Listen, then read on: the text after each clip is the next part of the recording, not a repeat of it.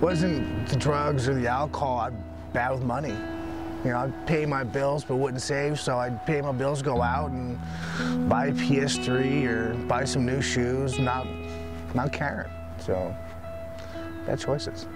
My mom and my stepdad were there, but they weren't, you know, alcoholic, abusive parents. You know, I wasn't there, so I moved out at a young age, so I never learned how to manage my money, you know. I learned how to work hard, but I never learned how to save my money. So, you know, from an early age, I was just destined to be here.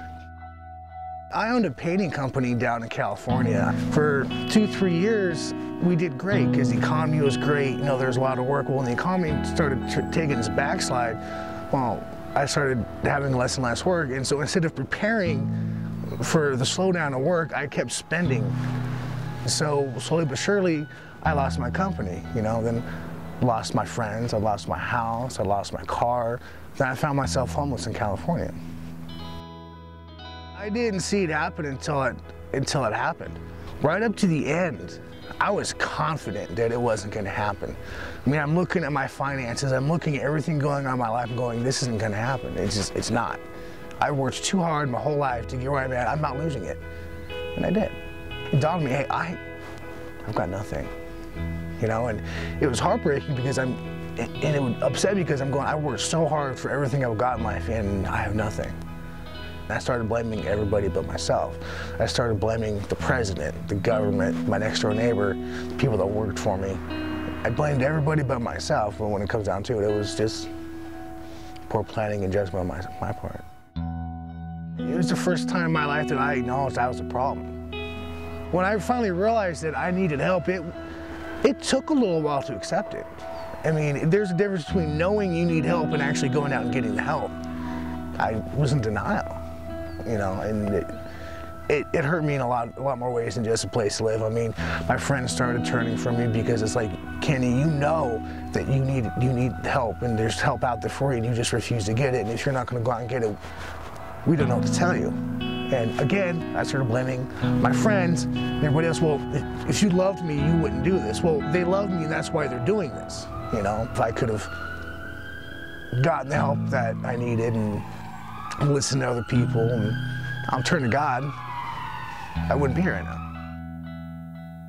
It was hard coming here, you know, and I was like, it's not me. I just, being typical, stereotypical guy, I want no part of that, you know, and that was a hard pill to swallow. But my other option was camping out at a park, and winter's coming on, and it was my first time in my life I really had to suck it up, you know, let go of my ego a bit and go do what I had to do. I was forced to deal with my situation head on for the first time in my life. It took me being here and actually having time to reflect on my life to actually see the things that I did when I was 13, 14 years old that helped get me to where I am right now. But I was just a very angry, very bitter person. I blamed everybody but myself for my mistakes. You know, if my girlfriend left me, it was her fault. If my friends turned their back on me, it was their fault. It was always someone else's fault but my own. And it was that way with everything in my life. I grew up Catholic, but because I grew up in a very abusive family, you know, and I got to the point where I was like, how can I be God's chosen if all this pain and suffering is happening in my life? You know, the guy I thought was my father killed himself when I was 5, you know, I just went through a lot of abusive things growing up, and I'm just like, okay, God's there, but he doesn't love me, so I'm not chosen. So if I'm going to hell, I'm going to enjoy my life. And I did. I wasn't prepared to accept God. I wasn't ready to commit myself to God. I don't think I could have at the time. I didn't turn my back on God. I didn't blame God for anything in my life. I just stopped listening. So I've lost everything in my life. You know, I'm alone. I'm in a mission with a bunch of guys I don't know or trust. And then, you know, God takes my younger brother home. That was hard. That was hard. That was really the turning point. My brother dying and me being able to work through that opened doors and showed me that God actually cares about me as a person. This place, they care. They want you to succeed. And that makes it easy. This place is completely funded by the community. There's no government money in here, so that it helps drive a person to succeed, because you got people that are like, hey, we believe in you, and that helps.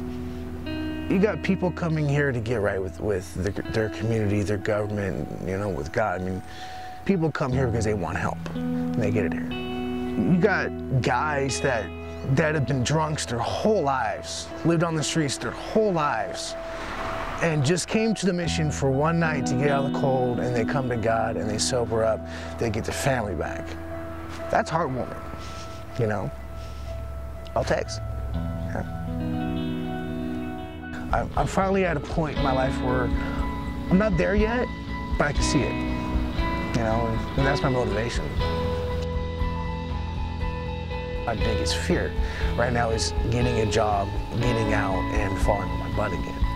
And so right now I'm just concentrating on